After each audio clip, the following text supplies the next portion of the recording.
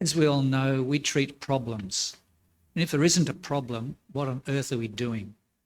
And also, most of my colleagues from Australia will know that I've been fighting against over-servicing for years. So we look back at our figures. Over the last 10 years, they've done over 3,000 carpal tunnel releases, and the number of Oppenensplasties is around about exactly 0.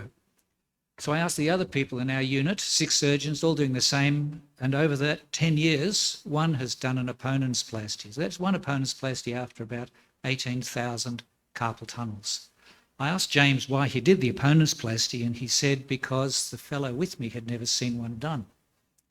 So they're not that common. So what are the patients complaining of? They complain of numbness, pins and needles, loss of sleep, pain. They can't feel their tablets or small objects. So it's not the loss of opposition that concerns them, it's their loss of sensation.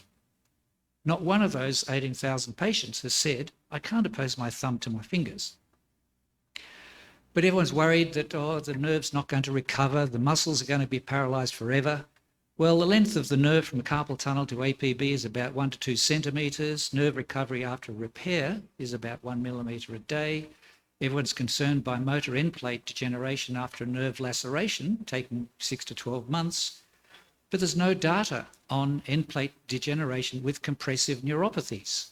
So all of this worry about getting in early before the nerves, because the muscle won't recover, is rubbish. Let's look at the literature.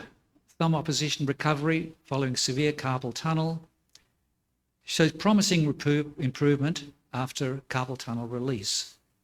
Kasdoi, looking at carpal tunnel and need for CAMETs, and he says that they recover useful thumb opposition without the need for a CAMETs, even if the motor action potentials don't recover. So he believes the CAMETs procedure is only rarely indicated for severe carpal tunnels. So in my experience, the patient's main concern is the pain and sensory loss over their median innervated fingers. Opposition is of no value if sensation doesn't return. If sensation does return, then this alone will resolve the patient's complaints. But again, no patient has ever returned complaining of the loss of opposition. Now, all surgery has risks. Oppenensplasties require more incisions, casting, splinting, immobilisation, prolonged therapy, prolonged impact on independence. Return to daily activities after Oppenensplasty can take some months. Return to daily activities after a carp open or even endoscopic carpal tunnel is a week or two. So Oppenensplasties for severe carpal tunnel syndrome, I think they have no benefit except perhaps for the surgeon, and they only risk more complications and longer rehabilitation. So I don't think they're really necessary.